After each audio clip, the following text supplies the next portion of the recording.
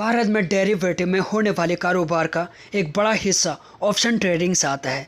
ये कहना गलत नहीं होगा कि 80% कारोबार ऑप्शन में और बाकी फ्यूचर में होता है।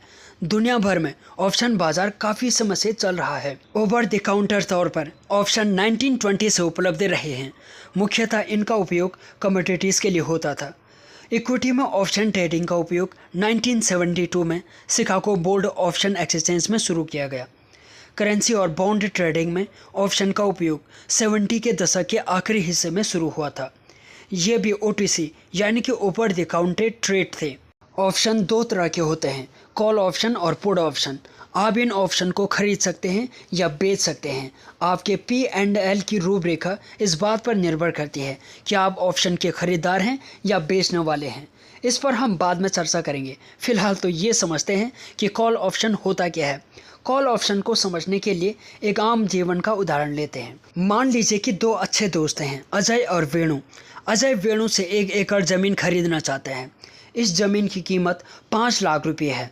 अजय को पता चला कि अगले 6 महीने में उस इलाके में एक नया हाईवे बनने वाला है, जिससे वेणु की ज़मीन की कीमत बढ़ जाएगी। इसीलिए अजय इस ज़मीन में निवेश करके पैसा कमाना चाहता है।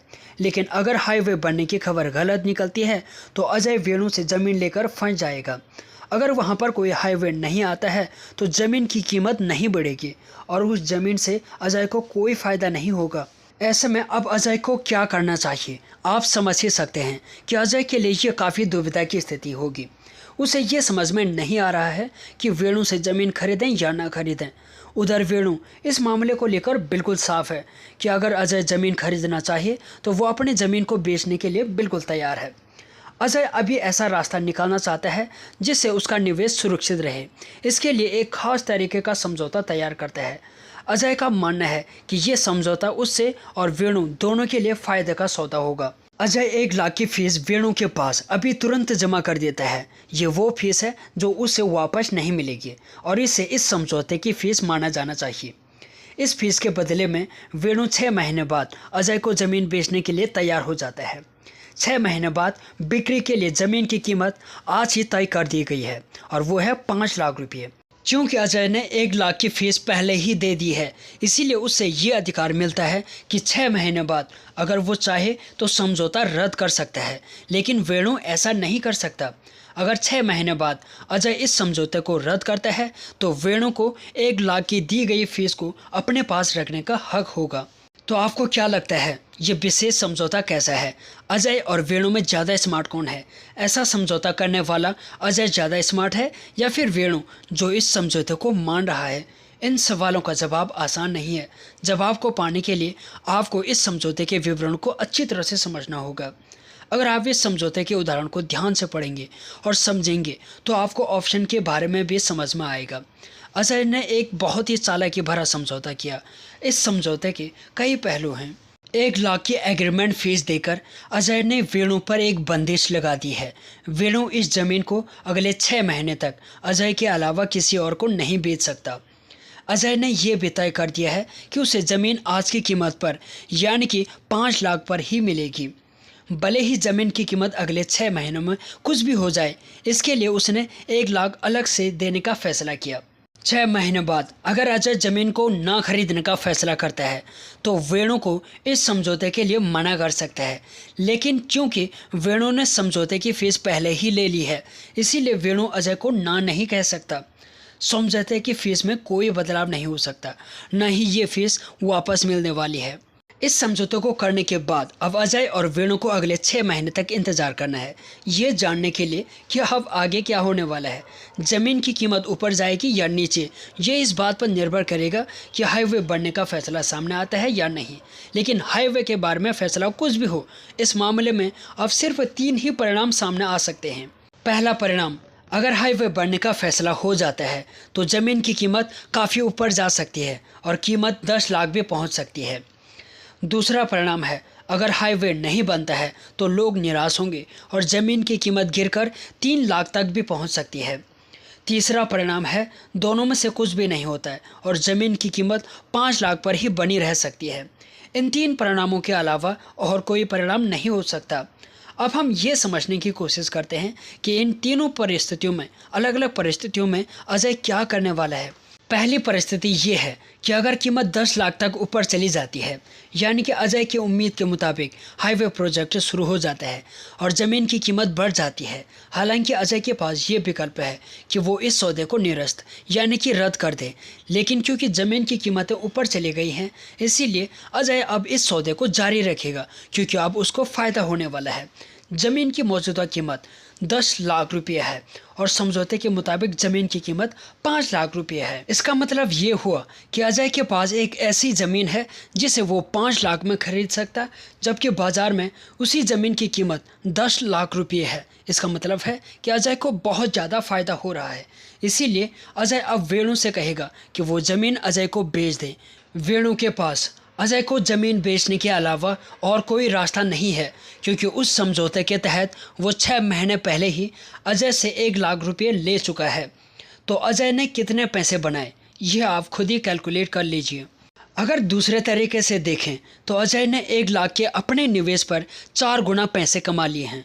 उधर वेणु को ये पता चला कि बाज़ार में इस ज़मीन की कीमत अब काफ़ी ज़्यादा है, लेकिन उससे ये ज़मीन कम कीमत पर अजय को बेचनी पड़ रही है। इस पूरे सौदे में अजय को जितना मुनाफा हो रहा है, वेणु को उतना ही नुकसान हो रहा है।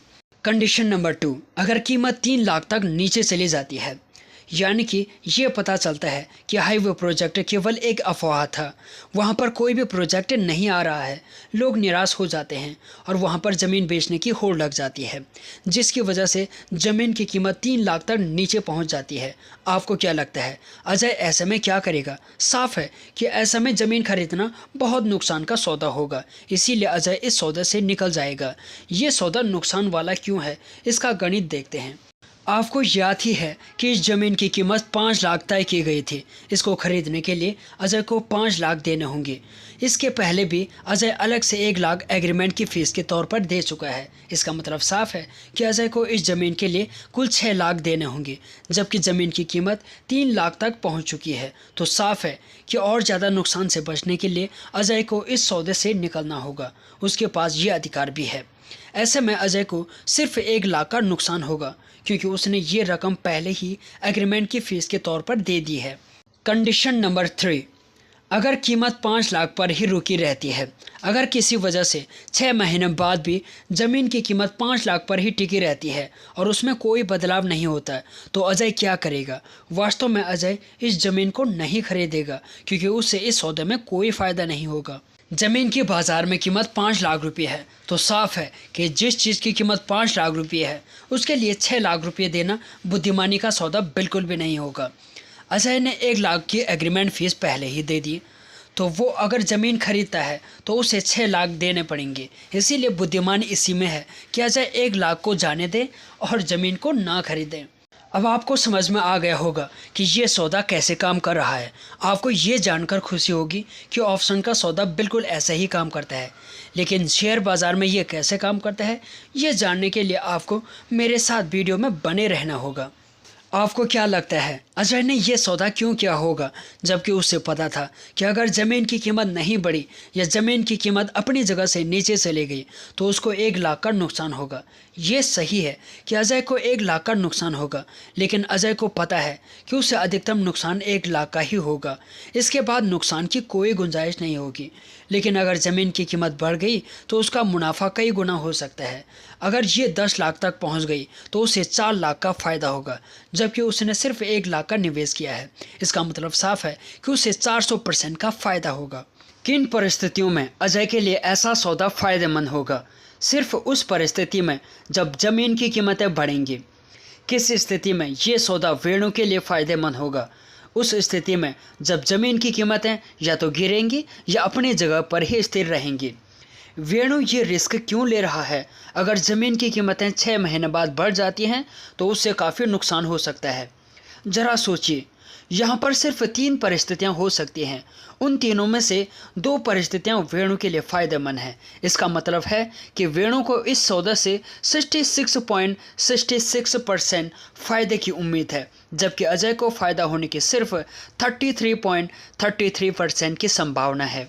अजय वेणु को एक शुरुआती पेमेंट करके ये सुनिश्चित करता है कि उसके पास इस सौदे को स्वीकार करने या रद्द करने का अधिकार है। साथ ही वेणु का दायित्व है कि उसको अजय की बात माननी ही होगी। इस समझौते का परिणाम इस बात पर आधारित होगा कि 6 महीने बाद ज़मीन की कीमत क्या रहती है। बिना ज़मीन के इस समझौते की कोई कीमत नहीं होगी, इसीलिए ज़मीन को अंडरलाइनिंग कहा जाएगा और इस समझौते को एक डेरिवेटिव कहा जाएगा। इस तरह के समझौते को ऑप्शन एग्रीमेंट यानी कि ऑप्शन समझौता कहते हैं। चूँकि वेणु को अजय से शुरुआती एडवांस मिला है, इसीलिए वेणु को एग्रीमेंट बेचने वाला या राइटर कहा जाएगा और अजय एग्रीमेंट का खरीदार होगा।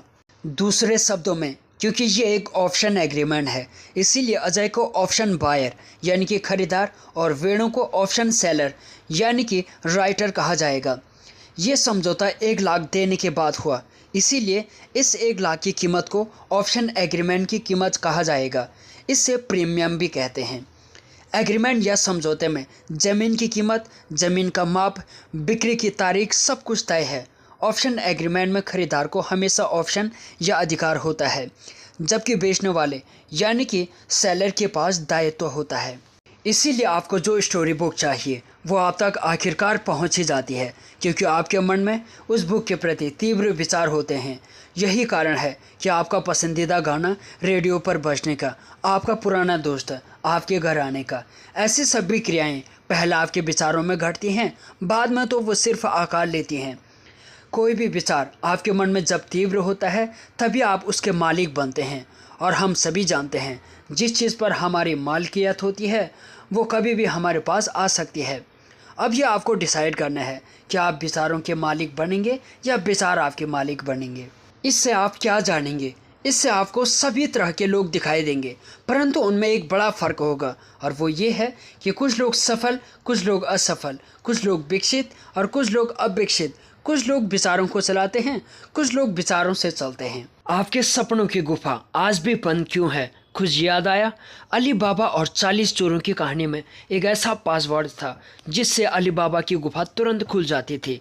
हमें लगता तो है कि हम भी संपूर्ण सफल इंसान बने ताकि हम अपने सपनों को हकीकत में बदल पाएं, मगर क्या कभी बड़े होकर ये हासिल कर पाते हैं? बिल्कुल भी नहीं। हमारे जीवन का खजाना एक गुफा की तरफ बंद है। इस गुफा में कई सारे रहस्य समाये हुए हैं। जैसे जैसे हम इस गुफा के अंदर जाएंगे वैसे वैसे हमें कई सारे सरप्राइज मिलते रहेंगे, मगर इस गुफा के मुँह पर कई सारे पत्थर होते हैं जिनकी वजह से हम खजाने तक नहीं पहुंच पाते हैं। नकारात्मक विचार और विचार नियम के प्रति हमारा अज्ञान ही पत्थर रूपी रुकावट है। क्या आप चाहेंगे कि ऐसे सारे पत्थर हट जाएं और हम खजाने पाने में डट जाएं? क्या आप चाहेंगे कि आपको ऐसा पासवर्ड मिले जिससे आपका सफ़र सहज, सरल और शक्तिशाली हो जाए? विचार केवल आपके आंतरिक जगत को नहीं बनाते बल्कि आपकी बाहरी जगत को भी बनाते हैं। हकीकत में विचार ही आपके जीवन की इमारत का निर्माण करते हैं, अर्थात आप जैसा विचार रखते हैं उन्हीं के अनुसार आपके जीवन का निर्माण भी होता है। आज विज्ञान ने यह सिद्ध कर दिया है कि विचार ऊर्जा का ही एक रूप है। आपने भी इस चीज़ का अनुभव जरूर किया होगा कि जब आपके मन में अनगिनत नकारात्मक विचार दौड़ते हैं तब आप ऊर्जाहीन यानी कि एनर्जी लेस महसूस करते हैं, मगर जैसे ही आपका मन सकारात्मक विचारों से भरता है वैसे ही आपके अंदर उत्साह शक्ति बढ़ती है, क्योंकि सकारात्मक विचारों की ताकत आपके अंदर प्रेम, आनंद और शांति की भावना जागृत करती है। यही आनंदपूर्ण तरंगें हमारे जीवन में बेस्ट चीज़ें ले आती हैं। कहने का मतलब है कुदरत ने विचारों को बेहद शक्ति प्रदान की है। अगर हमारे विचार इतने ही शक्तिशाली हैं तो क्यों ना हम उनके बारे में कुछ और जानकारी हासिल करके जानें कि वो कैसे काम करते हैं। कुदरत के रहस्यों की गुफा में जाकर हम ये अवश्य जान सकते हैं कि कुदरत ने विचारों को न केवल ज़बरदस्त शक्ति दी है बल्कि वो कुछ निश्चित नियमों यानी कि फिक्स्ड डिफाइंड लॉज के अनुसार उन्हें चलाते भी है। यदि आपने इन नियमों को जान लिया तो आपके सपनों को साकार करने वाली गुफा खुल जाएगी। इस पुस्तक में आपको मिलेगा सफल जीवन जीने का एक्शन प्लान। इन्हें आप अपने अनुभवों से जांच परख सकते हैं। ये नियम आपको अपने ही विचारों और भावनाओं से ट्यून होने में मदद करेंगे ताकि आप अपने विचारों को अपनी इच्छा के अनुसार जिस दिशा में चाहे मोड़ सकें। इस पुस्तक का नाम विचार नियम फॉर यूथ है, लेकिन ये पुस्तक सिर्फ किशोरों के लिए ही नहीं बल्कि सभी के लिए है। इसके अतिरिक्त माता पिता और शिक्षकों को भी इससे पढ़ना चाहिए ताकि वो युवाओं को उचित रूप से मार्गदर्शन और प्रशिक्षण दे पाएं। यदि आप विचार नियमों का उपयोग दूसरों को गलत साबित करने के लिए करते हैं तो आप गलत दिशा में चले जाते हैं, जिससे आपके जीवन में फिर से दुर्भाग्य आता है। यदि आप होश और दूसरों द्वारा दिखाई गई अपनी कमजोरियों को दूर करने के लिए अपने जीवन की जिम्मेदारी लेते हैं तो आप खुशियों के रास्ते पर चल पड़ते हैं। विश्व में किसी भी वस्तु का प्रकट निर्माण होने से पहले उसका निर्माण सोर्स के द्वारा विचारों में होता है। राइट नाम के पति पत्नी से ये कहानी शुरू होती है। ये जोड़ी बहुत ही नेक, ईमानदार और मानवता की हिफाजत करने वाली थी। इस जोड़ी ने 2 बच्चों को जन्म दिया। दोनों बच्चे बहुत ही होशियार और जिज्ञासु थे। उनके सवालों के जवाब देते हुए माँ बाप कभी कभी परेशान हो जाते थे। एक दिन मिस्टर राइट अपने फैमिली के साथ बगीचे में घूमने के लिए गए थे। वहाँ कुछ पंछी इस पेड़ से उस पेड़ पर उड़ रहे थे। उड़ते पंछियों को देखकर बच्चों के सवाल शुरू हो गए। उन्होंने पूछना शुरू किया, डैड वो क्या है?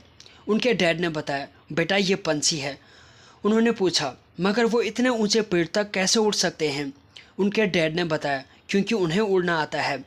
बच्चों ने फिर पूछा, तो क्या हम भी उड़ सकते हैं डैड? डैड बोले, नहीं बेटा, इन पंछियों के पंख होते हैं इसीलिए वो उड़ पाते हैं। बच्चे बोले, डैड हमारे पास हाथ है ना? डैड बोले, हाँ बेटा हमारे पास हाथ हैं मगर पंख नहीं हैं। बच्चों ने फिर से पूछा, हमारे पास पंख क्यों नहीं है डैड? क्योंकि हम इंसान हैं, पंछी नहीं, डैड बोले। पिताजी के इस जवाब पर बच्चों ने जो कहा वो पूरे विश्व में हमेशा के लिए मिसाल बन गया। पिताजी तो चलो हम भी पंछी बनते हैं और हम भी उड़ेंगे। बच्चों का ये जवाब आज सच साबित होकर आविष्कार हुआ और हवाई जहाज़ का निर्माण हुआ। राइट भाइयों, दोनों बच्चों के मन में आए विचार को वास्तविकता में बदल दिया और इंसान हवाई मार्ग से भी टहलने लगा। यही है पहला नियम। विश्व में किसी भी वस्तु का प्रकट निर्माण होने से पहले उसका निर्माण सोर्स के द्वारा विचारों में होता है। आविष्कार कोई भी हो और कैसा भी हो, पहले वो मन में रूप लेता है और फिर सच में हमारे सामने प्रकट हो जाता है। इतना ही नहीं, जब आप ट्रैकिंग पर जाते हैं या कोई मूवी देखने जाते हैं या किसी पार्टी में जाते हैं या शॉपिंग के लिए जाते हैं, तब पहले उसके बारे में सोचते हैं, फिर उस क्रिया को प्रत्यक्ष रूप में लाते हैं। क्रिया कोई भी हो, अच्छी हो या बुरी, वो प्रत्यक्ष रूप में घटने से पहले आपके विचारों में घटती है। कभी कभी हमारे साथ ऐसा भी होता है, आप अपने पसंदीदा हीरो की फिल्म देखने जाते हैं और कुछ ही दिनों में आप कंटिन्यू जिम जाना शुरू कर देते हैं। ऐसा क्यों होता है?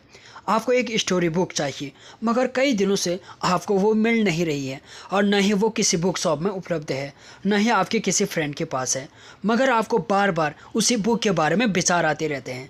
फिर एक दिन अचानक आपका कोई रिश्तेदार वही बुक आपको गिफ्ट कर देता है, हालांकि उसे मालूम नहीं था कि आपको वही बुक चाहिए था। ऐसा क्यों होता है?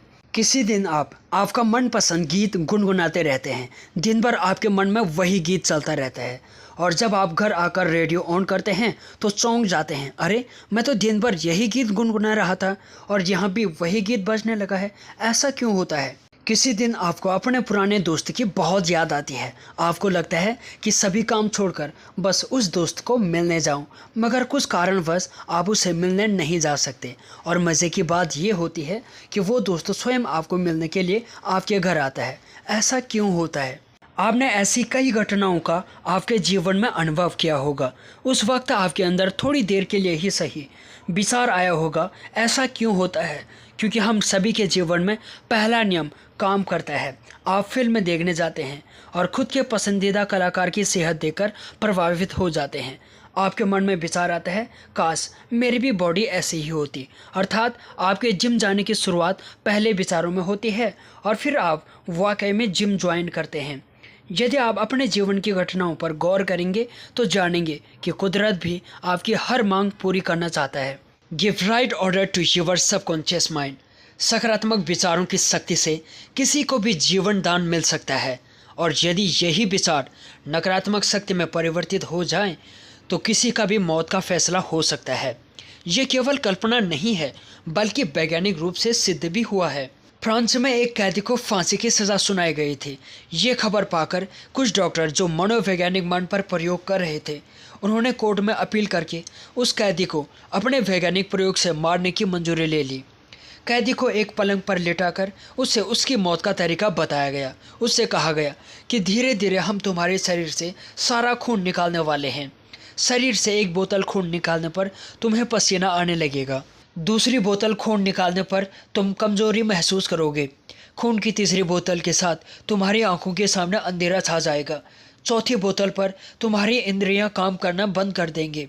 तुम पर बेहोशी छाने लगेगी। फिर धीरे धीरे खून निकलने से तुम्हारी मौत हो जाएगी।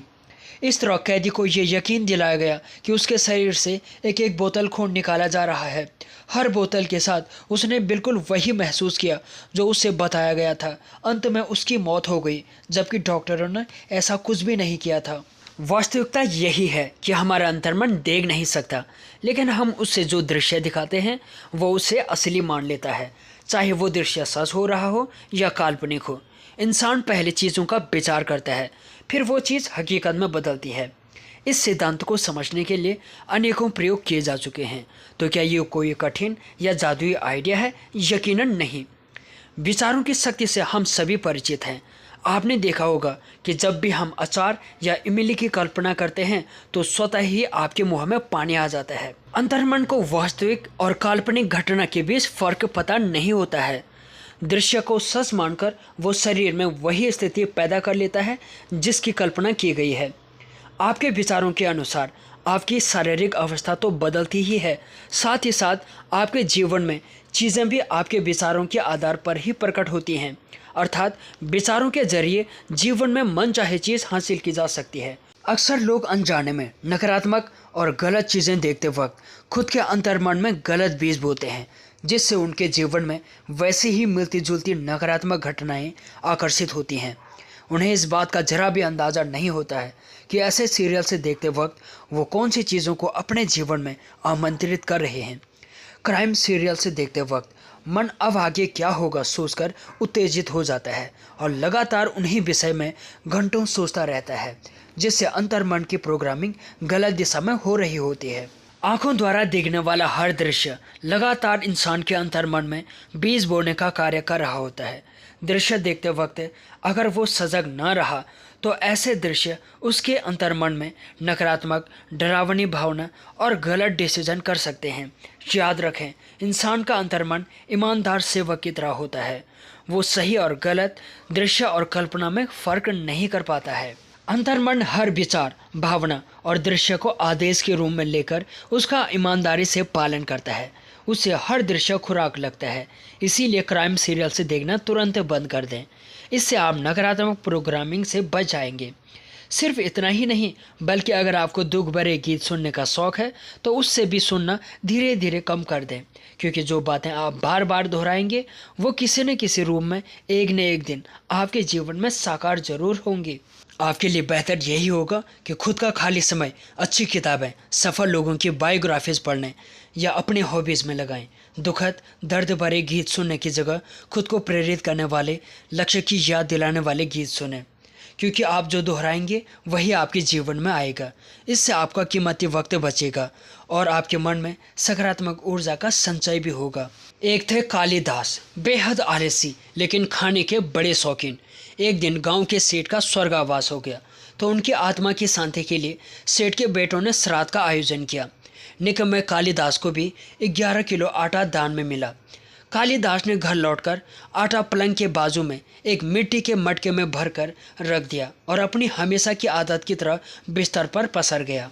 लेटे लेटे कालिदास ने सोचा, आज 11 किलो आटा मिला है, गांव में कुछ और भी बूढ़े लोग हैं, अगर वो भी मर जाएं तो 125 किलो आटा तो इकट्ठा हो ही जाएगा। जब इतना आटा हो जाएगा तो उसे बेचकर मैं 2 बकरियां खरीदूंगा। बकरियों के बच्चे होंगे तो उन्हें बेचकर भैंस खरीदूंगा। भैंस का दूध बेचकर और भैंसें खरीदूंगा। एक बड़ा तबेला हो जाएगा, तब नौकर भी रखना पड़ेगा। मैं भी सेठ बन जाऊंगा, पर हो सकता है कभी मेरी नज़र चूक जाए और नौकर चोरी से दूध पी जाए। इससे मेरा घाटा हो जाएगा, और अगर मेरा घाटा हुआ तो मैं नौकर की कमर पर एक खींचकर लात मारूंगा कि वो जिंदगी भर याद रखेगा।